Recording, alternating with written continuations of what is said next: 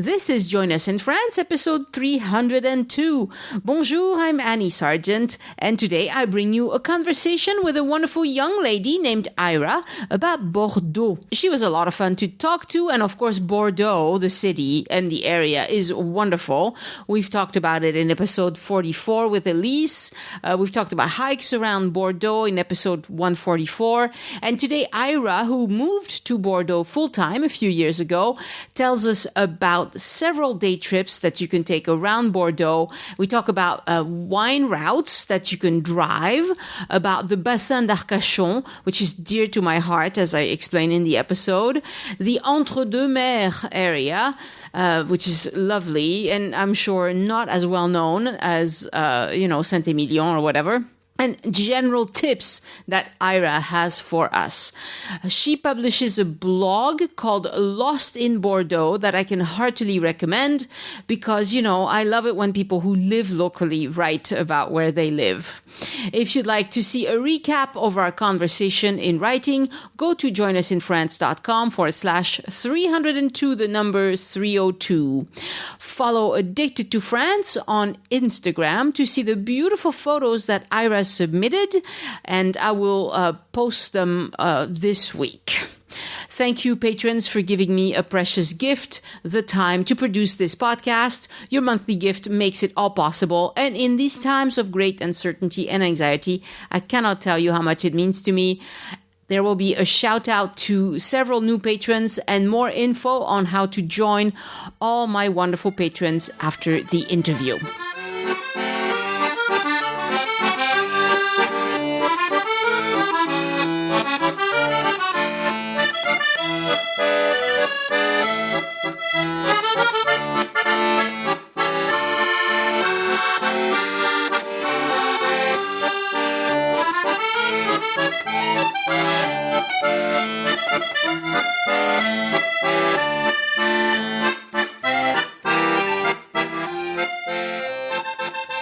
Bonjour, Ira, and welcome to Join Us in France. Hi, Annie. Thank you. Thank you very much for the welcoming. I'm happy to be here. I'm glad that you're talking to me today about Bordeaux, your home of your adopted home, I guess. Yes, adopted. My parents may hear the conversation, so I don't want them to think that I gave up on home. So it's an adopted home. That's all right. I had an adopted home for many years. So how did you get to live in Bordeaux? So basically, I arrived to Paris first many years ago, about 9 years ago, with my husband as students. We kind of we loved France before, by like traveling there before, and we just wanted an experience to live in France and to see how it how it feels. And somehow, kind of life brought us to Bordeaux because of my husband's work. I didn't know much about Bordeaux actually before. I mean, I knew it's a beautiful city. I visited it before. But it's one of those cities that kind of it's not like Paris where you have plenty of information online, and you kind of know that you have a lot to see. Yeah. Here you come and you see that it's beautiful, obviously, but you don't really know that there is much to do here. So I didn't know much about Bordeaux when I moved here. And then I kind of discovered it in the first year, and it amazed me, actually, like with the amount of things that you can do here and travel in the city, around the city. Yeah. So that's how I we decided, I think we've been here for 3 years now. Not sure we're going to move anywhere else in anytime soon because we really love it. It's amazing. It's beautiful.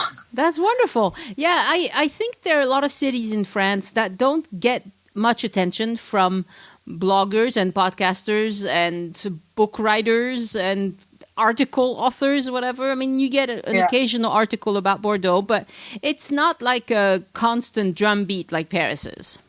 Yeah, exactly. So there's like a lack of information in a sense, I feel. Yeah, and even on this podcast, we've done a few episodes about Bordeaux, but not as many as Paris by a long stretch. Of course, there's a lot more to talk about when it comes to Paris. And as you know, I live in Toulouse, and so I'm not far from Bordeaux. I've been there a few times. I don't really know the city that well, so I look forward to learning about it from you.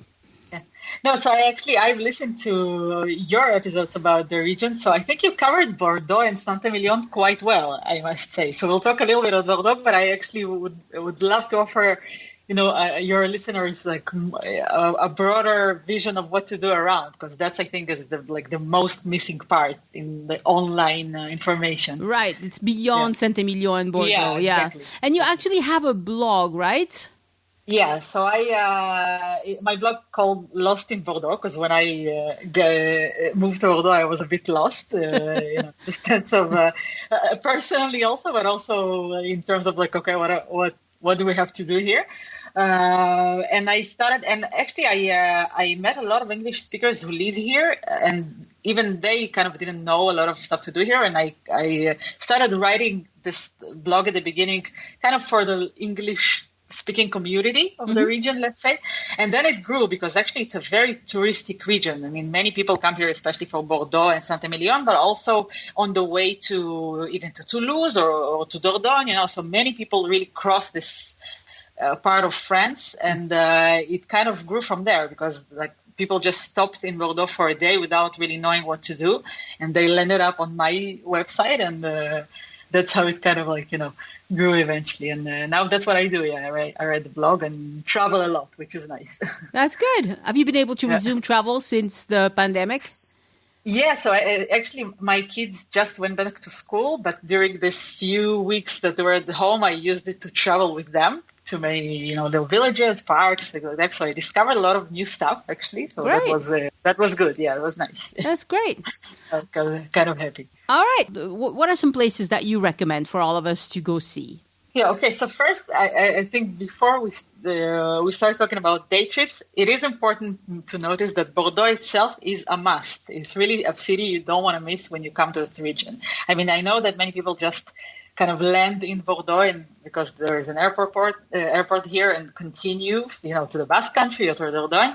You really, must visit the city. It's a beautiful historic city with plenty of, restaurants. The cultural life is quite amazing here. So it's in that sense, it's really a must. And you can find on your podcast and on my blog, you have plenty of information for that. Mm-hmm. But and so at least a day, at least. And I say minimum, at least because I feel, I mean, I'm not objective, obviously, but I feel that this city deserves more just because outside of this, the historic center, you have a lot of other interesting places to visit in the city itself. So I would recommend 2 if possible. Let's say it like that. Yeah. I think if you land in Paris and you're heading down to the south of France, you're probably going to take the TGV, I guess you could take a train, but a plane, but it makes more sense to take the TGV. You can do that straight from CDG, from the airport. Exactly, and it takes only 2 hours. So right, really and you're going to be in Bordeaux by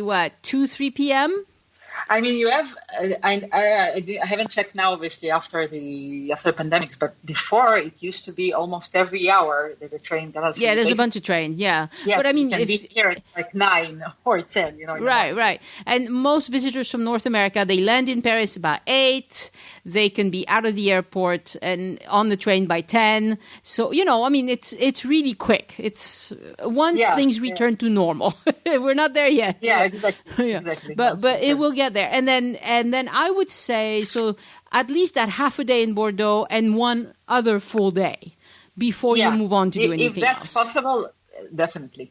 Yeah, I really even for the gastronomic scene of it, there's just an incredible amount of good restaurants, coffee places, wine bars. So even for that, I would stay. Yeah, agreed. And so then, if you stay for more than 1-2 days in this region, in Gironde, let's say, because the Bordeaux is the main city, the capital of Gironde, which is, by the way, the biggest department in France. So there's a lot to see and a lot to cover. Mm-hmm. Then you have many options for kind of like 1-day trips. And what's nice about Gironde is that it's the variety of landscape, let's say. So you have, if I kind of like make a general introduction, you have the wine world, of course, which is huge, and you can make only a week to do only that, to cover the wine world. Yeah. But you also have, we're on the Atlantic coast, so you have Arcachon, which we'll talk about in a few minutes, but you have amazing beaches on the bay and on the ocean. And you have beautiful medieval villages in the south, and you have Medoc in the north, and the biggest estuary in Europe in the north. So the amount is incredible, actually. Yeah. You can travel for weeks and weeks only around Bordeaux. Yep. And so I would say that if we have kind of like a week, let's say, so I would, I want to propose 4 different, day trips you can do. Very different day trips. Very good. Okay. Cool. So let's start with, I think, the most important thing in Bordeaux, which is wine, right? Like you can't come to Bordeaux and not experience. Even if you're not a wine lover, it's just like one of the main attractions of this region. It's the capital of the wine of France, at least, and some would say of the world. In terms of they would, wouldn't they? Yeah. So I think that's really a must. I think probably the most known place in terms of wine is Saint-Émilion. It's something that most people, even if they're not, even if they don't come to the region because of the wine, they heard of Saint-Émilion if they research the region, let's say. And that's an amazing day trip, I would say. Mm-hmm. Basically, it's the most touristic one. So in that sense, you have to kind of like understand what you're looking for. Before going to the other options, I would say that if you arrive here by train and you're afraid to rent a car or for any other reason you don't have a car, I would recommend going to Saint-Émilion because it's the easiest village to visit by train. It's not, generally speaking, if I have one, big tip about this region, it's not very friendly in terms of traveling by public transport. So if you plan to travel and not only stay in Bordeaux, do rent a car, unless you have other circumstances that are which you can. But so Saint-Émilion, in that sense, it's really good if you're by car, if you're by train. Then in Saint-Émilion, so they have a regional train between Bordeaux. Between Bordeaux, it leaves every hour or 2 hours, depending on the time of the day. There, it's not the train station in Saint-Émilion is not in the city center, but it's a 15-20 minutes walk, or you have taxis there, so it's really not a problem to get into the city. There, the city, the town itself is really, really beautiful and historically important. And although now it's kind of like a pilgrim for wine lovers, it used to be kind of not. It wasn't one of the ways of the Santiago. Of the Camino de Santiago route, but it was because it was close to Bordeaux. Many people used to pass by by Saint-Émilion because it was, in terms of religion, it was an important town at the time. So historically, it's really interesting. You have a lot of different churches from thousands of years. So if you go there, I really recommend taking the tour of the tourist office. And it's not because I usually think it's a must, but in this specific place, I do think it's kind of a must, just because they're the only one that can take you into their main monument, I would say, the monolithic church. So that is something that if you plan to visit, plan ahead and book a tour. They have tours in English as well, obviously. And that's one of the most interesting tours I've taken in the region. So I really do recommend doing that. So this would be the Saint-Émilion tourist office. Exactly. Yeah, that's where you book that, not the Bordeaux tourist office. No. So it's Saint-Émilion. You can book all of it online as well. So you don't really need to go there, to book. Also, another thing that is, I think, unknown to many tourists. Well, of course you have an incredible amount of chateaus to visit, wineries to visit in Saint-Émilion, and you would probably want to do that while you're going there. But most of them are a little bit far from Saint-Émilion itself by foot, so you would need a car. Yeah. Unless, of course, you have some that are surrounding Saint-Émilion, but not all of them. So, first of all, you really, especially if you come in the summer, book your visits in advance. That's first, because they don't like people just showing up there without booking. Yep. But also another tip is that if you go to the tourist office, they have, let's say you came to Saint-Émilion and you haven't had the time to kind of book in advance. In the tourist office, daily they have a list of about 3 to 4 chateaus that at that day they're open to visitors. So you can actually go and visit them without calling in advance. But you probably need a car to get to them. Not all of them. So Okay. some of them are next to the city center. Right. Even in like some of them are really in the city center. Yeah. But some you would need a car. So that's about Saint-Émilion. But do remember that like during the especially during the summer and September, October, which is the vendage, it's the harvest season. It's really, really full of people. It's one of the most touristic places in Gironde. So if you choose to go there, book everything in advance, book your restaurants in advance, unless you want to eat, in like a boulangerie or something like A that. sandwich, yeah. Yeah, because it's really, really, really booked. Like everything is full. Right, and But I think also post-pandemic, it's going to be more and more important to book in advance. Exactly. Now all the chateaus, I'm not even, the tip I gave about the 3 chateaus, I didn't even check if now after the pandemic they still offer that, just because all the chateaus here, all the wineries, they do want you to book in advance because they have a limited amount of people they can host inside. Right. So Right. now it's crucially important to book everything. Yeah, more than ever. Yeah, exactly. Also, if you're already in that region, another kind of like a smaller wine region, but very known to, I think, the avid wine lovers is Pomerol. So Pomerol, actually like, I myself like it a bit better than the Saint-Émilion. Me That's too. my taste. Yeah. And there, it's not, I mean, the town itself is really tiny, so there's nothing much to see in terms of the town itself. But there are some excellent chateaus there with great visits inside. The most famous one is Chateau Petrus, but most of us can't get there. So it's really mostly to wine professionals. Yeah. But one chateau I would recommend that I really, really enjoyed the tour inside is Chateau Beauregard. So like if you're there. Beauregard, okay. Yeah. So, that's in Pomerol. Yeah, that's in Pomerol. Okay. Pomerol. That's kind of like the most known wine region. But actually, Bordeaux itself is a huge wine region, right? So there are actually 5 sub wine regions in Bordeaux, and you can, in a way, do a wine tour, a wine route in each and every one of them, and it will be very different, will look different, will taste different. So it's really the amount of experience you can have only wine that are related to the wine world is quite massive, in that sense. Yeah. And I think the most after Saint-Émilion or with Saint-Émilion, the most famous one is Médoc, which is, of course, they have like the most some of the most expensive luxury wines in the world. But it's actually a bit less touristy than Saint-Émilion because Saint-Émilion is very small, so most people are kind of like attracted to the same place. Whereas here, Médoc is a huge region, and it's spread all over the Médoc Peninsula.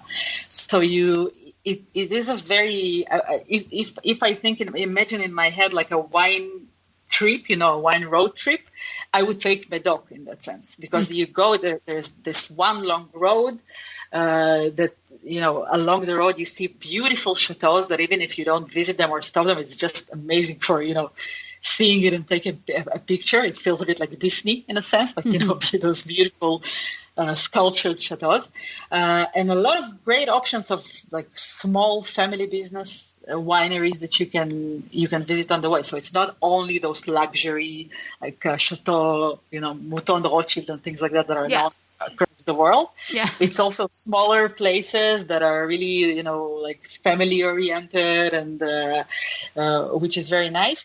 Tell me if you want some recommendation of chateaus there, I can also maybe we can like add it afterwards. Yeah, I could add them to the website, to the post. I wonder, are there a lot where you can because where I live, we have Fronton wines and we have Gaillac wines, and when you drive around very often, there's going to be a sign that says wine tasting this way, and we're open from this time to that time, and you're welcome to go. Do they have a lot of that as well in the Médoc?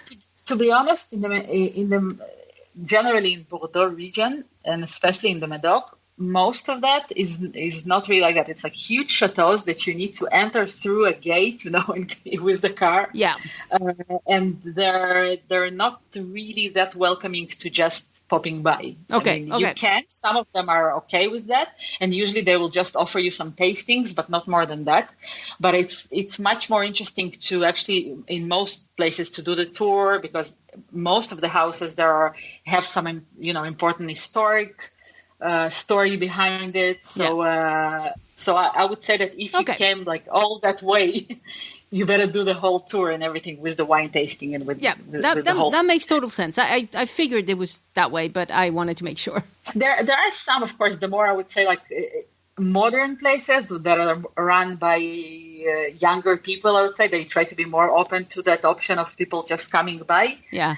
But it's not the norm. Yeah. It's a bit stuffy. Bordeaux's a bit stuffy. Yeah, I would say that. Not to foreigners, though. I must between themselves. And it's not as stuffy as Bonn, for instance. Bonn is even worse. So.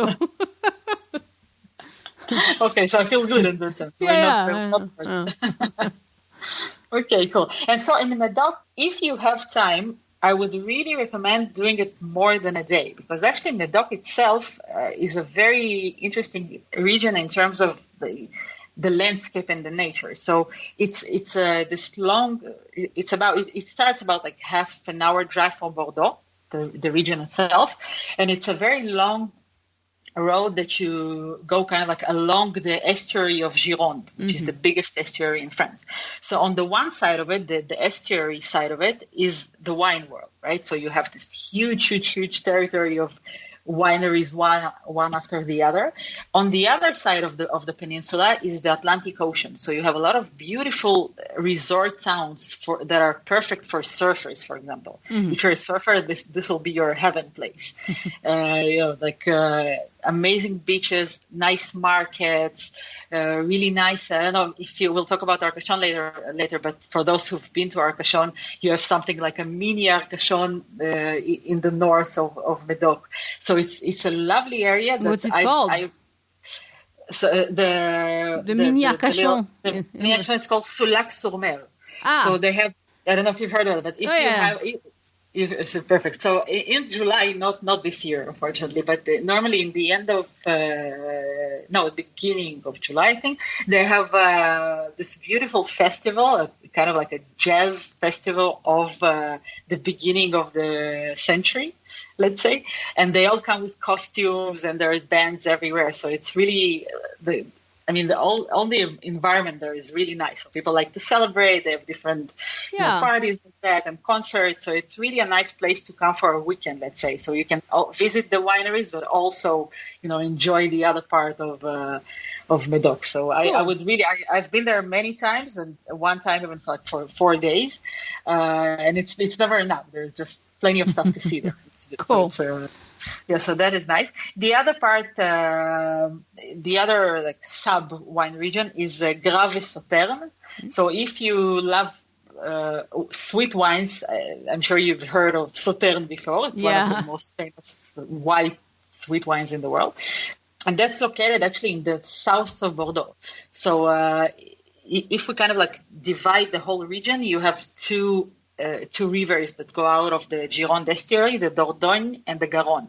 So this would be left to the Garonne River on the map. So the Graves is kind of considered here the birthplace of Claret. I don't know if you've heard of that, but this is for the British listeners would know, because they still I think many of them still call Bordeaux wine Claret, although it's not what Bordeaux people call it here today, but that's the birthplace of Claret. And they're a bit less known than Bordaux and Saint-Émilion outside of France, but there are a lot of amazing chateaux there. And one of the oldest chateaux is actually located very close to Bordeaux, and you can even reach it by public transport. So, for example, if you don't have a lot of time, you have only those 2 days in Bordeaux, you can take a tram from the city center and arrive to the chateau. It's called Chateau Pape Clément. It's a beautiful chateau with an excellent wine. So there's something you can do actually in Bordeaux. And the farther you go, it's getting even more. Your direction is south here, so you'll have beautiful villages, and it's just a beautiful wine road with plenty of wineries, along your your trip. Right. So probably you should look at a map and decide which ones you want to stop at, and then book it in advance. Yeah, exactly. Decide on a couple stops. I will give you some names for places that I visited and personally liked, so you can kind of do it. Put that in the notes. One like small luxury recommendation for those for your listeners who want to do like a very maybe romantic weekend out of it. So in Grave you have a place that's called Les Sources de Caudalie, which is a very famous luxury hotel in the vineyards, basically. So it's a beautiful place. Like Les Sources du Caudalie. Yes, okay. Les Sources de Caudalie. De Caudalie, okay. So that's for kind of if you want a special like a luxury treat on your trip. That's an amazing place with a beautiful restaurant, of course, vineyards to visit, and the whole package. And the last one, and I think not the last one, the one before, but one of the, I think it's less known a bit than the other ones. It's Entre Deux Mers, which is actually the biggest sub wine region in Bordeaux, but the biggest one. It's dedicated to white wine, which is kind of ironic because like Bordeaux is very famous for its white wine. But its biggest region is actually white wine, and that's it's I think one of my favorite places to travel, because it's really, they call it, there's like a nickname for it. They call it the Tuscany of Gironde, because it's very hilly, and you kind of like you go you have this landscape of two huge rivers and vineyards and hills and beautiful medieval towns, and it's a beautiful way to travel and taste wine, at the same time, in terms of like seeing historic places, but also taste for white wine lovers. Let's say. So can you name a couple of villages or places you recommend? Yeah. So this I actually plan to talk about it as one of the trips, but let's talk about it now already. Okay. So basically, most of the kind of like famous villages from in this region it's Bastide towns. I don't know if you maybe already talked about Bastide. No, we haven't done. I mean, we've mentioned Bastide, but we haven't done a full episode on Bastide because it's an interesting concept. We should, but that's something I'll do with Elise at some point. Yeah, sure. So what I think like the main, if we're talking about how it looks, right? Or the main characteristics of it is there's usually a really beautiful square with arcs, right? And then you have like beautiful shops and coffee places around the square. And usually you have the market that takes place once a week in the square. So it's really this, like what you can imagine as, French town with a market and then arcs around the square. It's really that kind of like that kind of look. And you have plenty of those in that region and farther in Dordogne and Gers. So it's it was part of it was under the British rule once. So it was built by the British at the time. Okay. Wait. There was some of both. That's why they became so big, is because the French king and the English king were in competition in this region, and they wanted to attract as many people to their side as possible, and so they built Bastide, and they tried to attract otherwise not very rich people to come populate these places and build up their population and all that. It's a really interesting historical thing. Yeah. But close to Bordeaux, you would have had more from the English king. So you have, and most of them, exactly. So, and most of them are specifically in this region. And it's not by accident, actually, it's because it's very close to the river. So in terms of commerce, it was easier to do the trading and everything. So some of my favorites are definitely Cadillac. Cadillac is mostly famous for its chateau. It has a very famous chateau. And that's Cadillac. That's Cadillac in English, right? I think that's where they got the name for the cars, Cadillacs. Because the man who opened the car company, I think he comes originally from Cadillac or something Yeah, like that. yeah. There is a story Cadillac in behind. French. Cadillac, not Yeah, Cadillac. Cadillac. Yeah. And actually, they have once a year, they have this like a day dedicated to cars, I think because of that. Yeah, there is some connection there. Yeah. But so they have this beautiful chateau that you can visit that was like once a royalty chateau. But after the French Revolution, it became a prison for women. And it was known as a very dark place and very kind of like cruel place, and many women suicided there. So so there's like a very dark history to it. And today it's very interesting to visit the chateau itself, because the first floor is basically dedicated to to the original chateau. So you would see, the furniture and the paintings of the original royal house. But then if you go to the upper floor, you can see how the prisoners used to live. So you really have the cells, and you would have like the bed, so you kind of, and they will tell you the story of how every day used to look like in the prison. And so it's very interesting in that sense to kind of to see that. And the city itself is very beautiful. So it's on the Garonne River, and you have also this Bastide with arcs and coffee places and restaurants. So it's really nice. And I think on Sundays there is a nice brocante there for those who love old stuff. Antiques. Yeah, antiques. It's very nice. So this is one of my favorites there. Also, if you go a bit farther to southeast, let's say, you have Saint-Macaire. So Saint-Macaire was a very important town in this region in medieval times. I'm not sure how you spell that. Can you? So it's Saint. It will be Saint, and Macaire is Ma. No, I'm mistaken myself. Oh, you probably put it. Oh, Saint-Macaire. Sorry. You have it in your notes. I apologize. Yeah. Saint-Macaire, yes. Macare. Yeah. Sorry about that. Yeah. And so today it's not one of the in any way none of the like important villages of the city, but it's very beautiful. So it has all those like characteristics of an old Bastide town, and also it was once on the river. Now you'll see that there is slight distance between the river and the city itself, but it has this beautiful defense walls that is still kept from the medieval times, and you can easily make like half a day only there because it's really beautiful. There's an amazing church there to visit, some nice restaurants, and that's something like if you're in the region, I would really recommend visiting specifically that one. And if again, not this year, we're in a very special year, but if you come at the end of August, there's one of the most famous medieval festivals in the region are taking place there every end of August, and it's really beautiful with costumes and shows and like a medieval dinner and everything that like you can imagine about the medieval world, kind of. Cool. I love those. Yeah, so these two are, I would say, my favorite, but you have plenty of those. You have Rion, which is just next to Cadillac, and there is an amazing Michelin restaurant there. So if you're hungry for a nice fancy meal. Rion. How do you spell that one? So it's Rions. Rion. Okay. Yeah. You have there, and I think this is probably my favorite place, although it's not a Bastide town.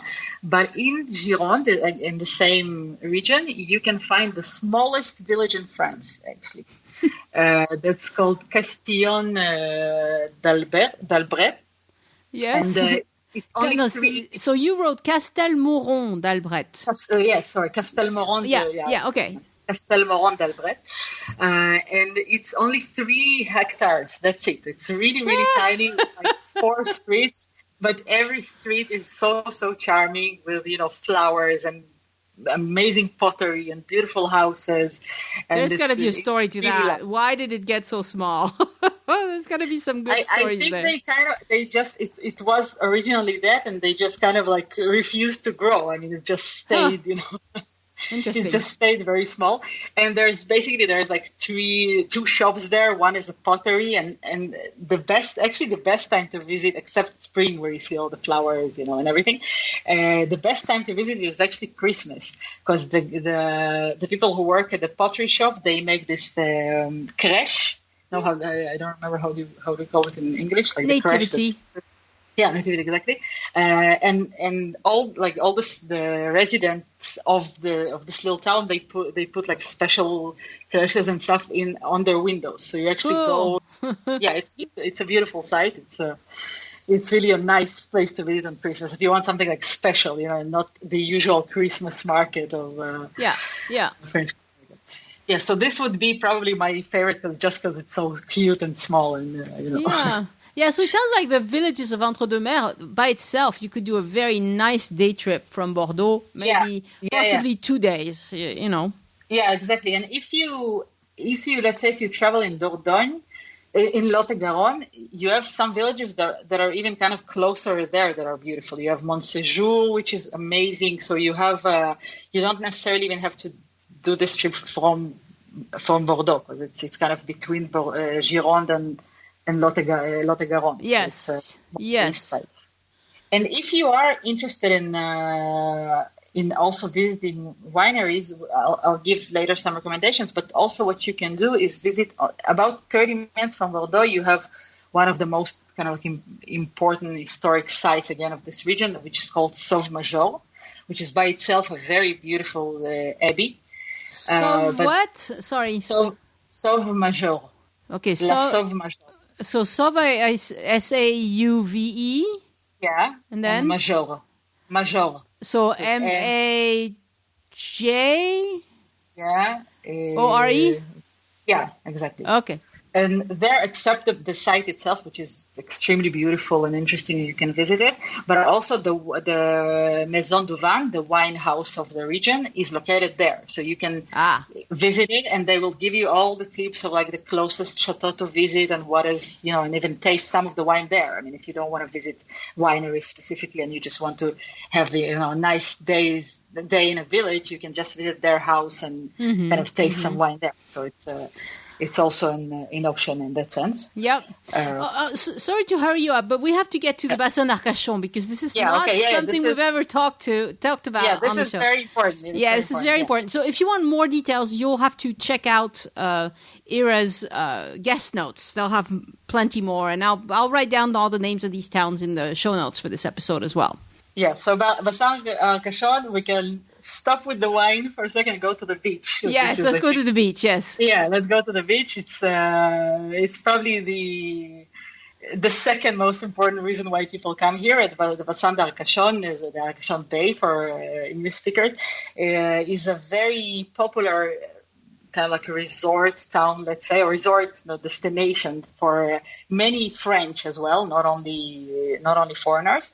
And it's quite a big place with a lot of I would say like 50-60 kilometers from west to Bordeaux, and there are a lot of places to go to visit, nature reserves, villages, towns.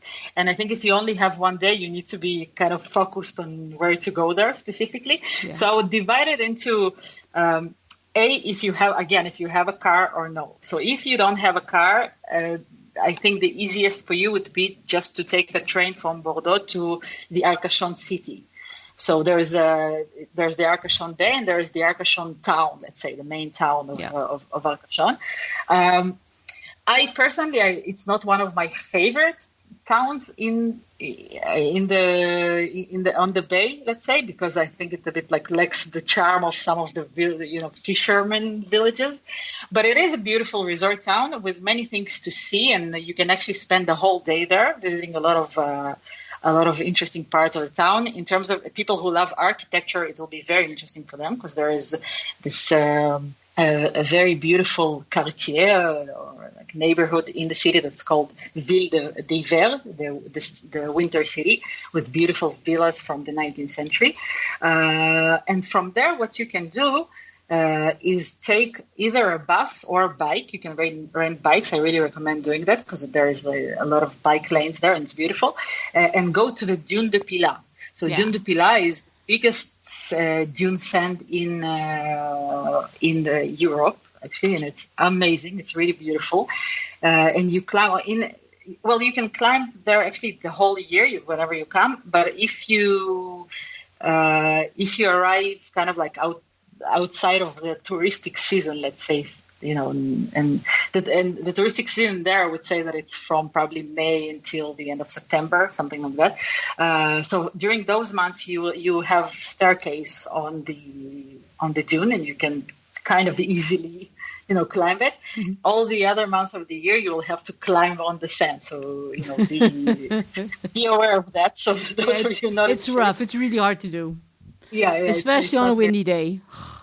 Yeah, exactly. So, but I think that site is totally a must because it's beautiful. You have from the one side you have the view of the ocean, and the other side is the forest that is surrounding the dune. So it's one of the most spectacular views of in this region, I think. Yeah. If you want, I assume that if you went that far, you would probably also want to go to the beach, right? Yeah. So there is a beautiful beach just underneath the dune. So if you go to the dune, you can keep that part of your day to just there. You can buy, in Arcachon itself, you have a very nice market, covered market. So you can buy some stuff there and go to Dune de Pilat and have a nice picnic when you kind of slide, down to the beach from top, which is very nice. And you can have a little picnic there, and it's a really, really fun experience. Otherwise, what you can do is, so you have the central beach in Arcachon itself. In the summer, it will be packed with people, so I wouldn't necessarily recommend going there. Oh, wait. That's where I took my first steps. When I was a baby, on that beach in Arcachon. So you go there. Well, I kind of forgot, but that's where my parents used to take us. It's a very popular place for French families. So remember that when you go to Arcachon, it's an historic landmark. That's right. To me, it's really important, man. I finally took a step, and then they took me to the Dune du Pilat, and I was like, oh, I can't do this. Little kids would have a hard time climbing that, wouldn't they? Yeah, that's a bit early, I would say. Yeah.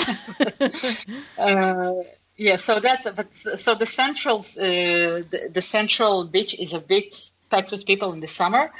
So what I would do is either again take a bike or bus number 1 that kind of follows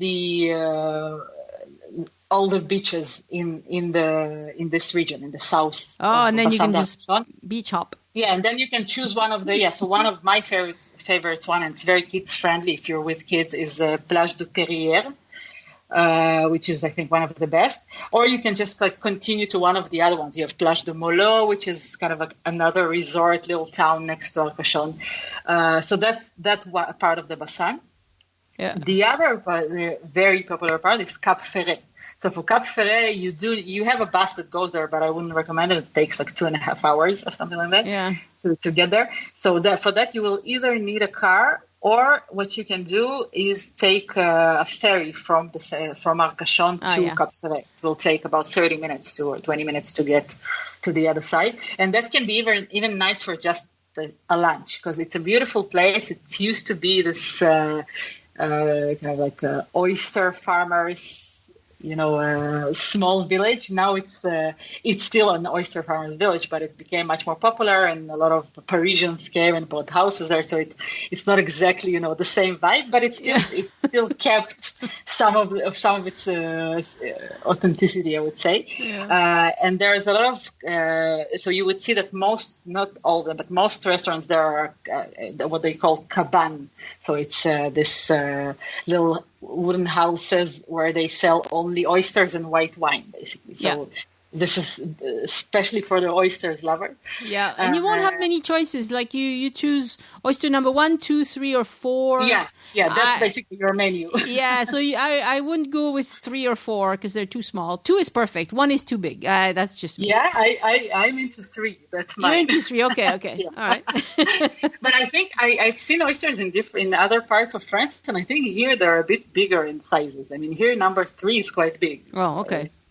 That's what they serve, in the restaurants here. That's the most common one. That's the most common one. Yeah. Number 1's the big ones. I was in Seattle once, and I felt like I wanted oysters, and they served me these ginormous oysters that were just not very good because they're too big. Yeah. So you don't want to exactly. You wouldn't want them that huge. Yeah.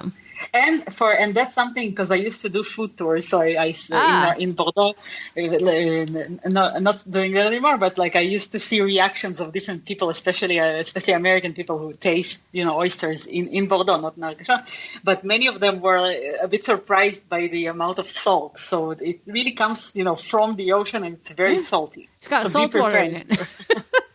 Yeah, and I think people in Bordeaux really love it. Like they put some lemon on it, and that's it. You don't see any vinegars or things like that. Yes. Really No vinegar. No, that's just wrong. No vinegar. That's a Burgundy. Exactly. That's a Brittany thing. They put vinegar in their oysters. They're wrong. Yeah, they don't know. Exactly. They don't know nothing. So you would want to go there if you have a car. I would maybe even spend a day, if possible. Of course, it's all a matter of timing. In the Cap Ferret Peninsula. So because what I was talking about a few minutes ago was the Cap Ferret town, let's say. So it's the point of the end of the bay where you can get by a ferry. But actually, the whole peninsula it's called Lège Cap Ferret. It's very beautiful, and it's all like sort of like little ports of oyster farming, and many of them. That's what you see, like little cabins of farmers that are with their boats, and they're selling them directly to people, and you can just sit on the beach in a small cabin. So it really has this authentic vibe of a fisherman village. And that's something that if you can visit, my favorite there on this strip is L'Herbe. It's like grass. Yeah, exactly. This is, I think, the most charming. But also you have Le Canon. You have several of them, but L'Herbe is my all-time favorites, I would say. So is it with an apostrophe H? Yeah. Okay. It's L apostrophe and then grass. Interesting. Okay, time has gone super fast. I just want to mention that on your website, which, tell us the name again. Lost in Bordeaux. Lost in Bordeaux. You will get, I suppose, many of these day trips. The last thing that you mentioned is nature hikes and stuff. So people will just have to go. If you're interested in hiking around the area, you'll just have to go to the guest notes to see about that, because it's just too many. I actually have a full article in my blog dedicated only to hiking in Bordeaux. So that's excellent, because a lot of people, I'm sure, are looking for that sort of information, because it's just a fun thing to do. You have a little bit of an accent. You didn't tell us where you're from at the beginning. Sorry, I forgot that. So I'm from Israel. I was born in Russia and then was raised in Israel and moved here about 9 years ago. So I have a mix of Cool. Do you speak Russian as well as Hebrew? My parents, So. And you speak Hebrew too? Yeah, and so Hebrew is kind of my most natural, I would say. It's hard. My identity is very mixed, so I speak Hebrew with my kids and Russian with my parents. Let's say it like that. Right, and then French in everyday life, and then English on the podcast. You're amazing. So I have a few languages. Wonderful. Yeah. I'm sorry we have to cut it short, but your website your blog is probably chock full of resources. So it's been very nice to talk to you, because obviously you love the area, and that's fabulous. I do, definitely. Merci, Ira. Thank you very much, Annie, for your great podcast and for talking to me. It's been lovely. Au revoir. Bye-bye. Again, thank you, patrons, for supporting the show and giving back. Patrons get several exclusive rewards for doing so, and you can see them at patreon.com/join us, Patreon, join us, no spaces or dashes. Thank you, all of you, for supporting the show. Some of you have done so for many years now. You are wonderful. And a shout out this week to new patrons: Glenn Hackbarth, Ashley Rhoda, Lisa Morgan, and Kathy Pauley. Thank you so much for becoming patrons and making this podcast possible. I've got 2 French History Brief rewards cooking up for you. I will release them, one of them anyway, next week. Kathy wrote, I am so excited to be a patron at last. My birthday is coming up, and I suggested that to my husband as a birthday gift. Merci for all of your podcasts and information. I love France and I'm so happy to learn more about it. Well, merci, Kathy. It's a very generous thing to ask for your birthday. And somebody else emailed me to say that she's asked her husband to get her some of the new Join Us in France merch for her birthday. So why not? So that's very nice. My thanks also to Sandra Fabry and Fleming Menard for sending in a one-time donation by using the green button on any page on joinusinfrance.com that says, Tip your guide. Fleming wrote, just found your podcast, listened to a few recent episodes, love it. Will listen and donate more when I can. That's very kind, Fleming. Thank you very much. And of course, another way to support the podcast is to hire me to be your itinerary consultant. It'll cost you $50, but you get a custom itinerary that will fit your needs and save you a lot of time. Plus, you get the input of a local. Email Annie at joinusinfrance.com to set that up and write itinerary review in the subject line. I also have several voice map tours of Paris available for purchase. To look at those, go to joinusinfrance.com/audio tours. And if you'd like to support the show without spending a penny you wouldn't have otherwise, before you go shopping on Amazon, go to the bottom of any page on joinusinfrance.com and click on the Amazon ad. Because you came to Amazon through my site, I get a small commission and it does not cost you a penny more. And thank you so much. So for my personal update this week, you may remember that I announced that I'm working on a cookbook. That was just last week. And I asked for recipe testers. Oh my goodness. I had no idea how many volunteers I would get. I have the best listeners. Thank you so much for responding so fast and in such great numbers. I apologize to all of you that I had to turn down. I wanted to say yes to everyone, but it gets to the point where, too many cooks in the kitchen, Originally, I said I would take a dozen recipe testers, but I had so many people email me so fast that I decided to increase that number to 60. I divided the 60 into 15 groups of 4.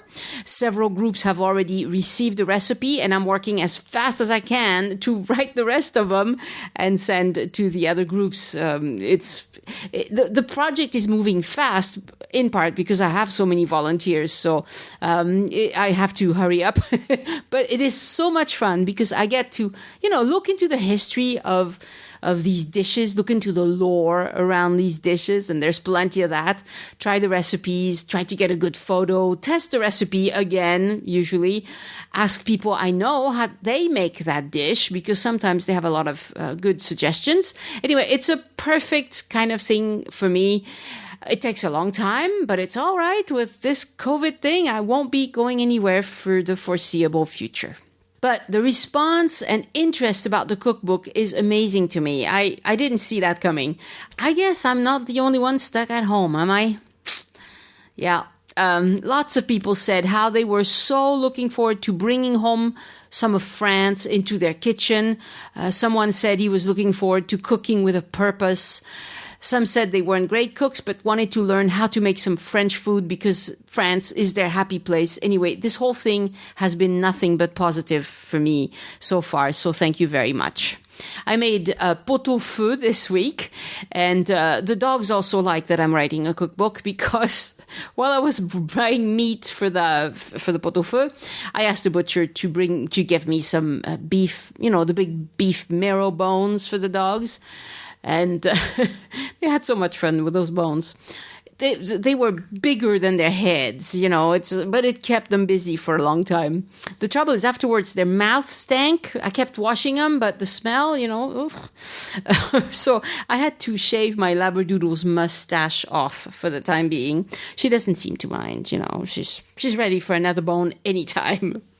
Oh, and this week I also signed up for a daily newsletter that recommends audiobooks. It's like BookBub, but for audiobooks. I didn't know about this. It's called Chirp. I haven't bought anything from them yet, but they have a lot of audiobooks at a great price. So if you've used them before, and I suppose if you listen to podcasts, you like audiobooks too, I'd love to hear how you like that service. This week, I also got to do another thing that just feels very good. My house was built in the 80s, and even back then in my village, it was code to collect all rainwater from the roof into a well. The idea is that the village doesn't want all the runoff water to go into the sewer because it would overload it. So every house in my village, unless it's really old, has its own rainwater tank. So it's like an underground cistern. It's 1 meter wide and 4 meters deep with a cement well ring and a heavy cement lid on it. And all our rain gutters lead to the water well. It's all underground. We don't see any of it, but we park our cars over the well. So we had the lid reinforced with big metal bars. So it doesn't, so it's not dangerous if we drive on it. But I never really gave it much thought. It's there. Once I saw that it was overflowing because it rained so much that week. But we've been living here for 15 years and it only happened once. So the water collects into it and then it seeps into the ground below. And we never did anything with that water. And I was sure that late in the summer it would be empty because it's been so hot and dry. But while walking the dogs, I talked to a guy recently. It's crazy because I talk to so many more people now because everybody's stuck at home and we're just dying for conversation. So we stop and talk a lot. And this guy, he said that his well was full because, we had one heavy rain earlier in August, but it was enough to fill his tank. And so he's using the tank water to water his plants. And so I went, So I went looking. I opened the lid on my well. And sure enough, my well was 2/3 full too. So I got a little water pump. It's a little cheapo water pump from Lidl, but it'll pump the water out and push it 40 meters away to my plants. So that's cool. Water is expensive in France. It's probably 3 times what we paid in the US. So watering with free rainwater just feels wonderful. The water pressure, however, is lousy, but I don't really care. I move the hose every 5 minutes. It takes a long time to get to all the plants, but I'm home writing a cookbook anyway, right? And I'm home washing my hands a lot. So I touch the thing and then I wash my hands and cook some more. Anyway, the weather in France is wonderful, as it's almost always in September, but of course I'm not going anywhere. COVID-19 still has a hold on us, even when most people seem to do the right thing. The people I see, they do the right thing. But this virus gets around and it's causing so much pain in people's lives. It's kind of a sick waiting game, isn't it? But I'm very lucky. I get to wait in the safety of my little house with my fun cookbook project while talking to you about France and while watering my plants with free water. So I cannot complain. I hope you've been able to find some peace with your situation as well. At night, I watched the highlights of the Tour de France, which is fun to watch, and an episode of Star Trek Enterprise. I know it's old, but it first aired in 2005, and that was just as we moved to France from the US, and so we only got to see a few episodes back then. Now we have Netflix in France, and every night I get to see them explore a new planet. It's very important. I love Star Trek. It's better than watching the news, that's for sure. Hang in there. Wherever you are, 2020 is almost over. Next week on the podcast, an episode with Elise about the Route des Fromages d'Auvergne. So we're going to talk about cheese in the Auvergne. One more wonderful off-the-beaten-track part of France that Elise and I think that you need to hear about. Send questions or feedback to Annie@joinusinfrance.com. Thank you so much for listening. I hope you join me next week so we can look around France together and find the gems. Au revoir. The Join Us in France Travel Podcast is written and produced by Annie Sargent and copyright 2020 by Addicted to France. It is released under a Creative Commons Attribution, Non-Commercial, No Derivatives license.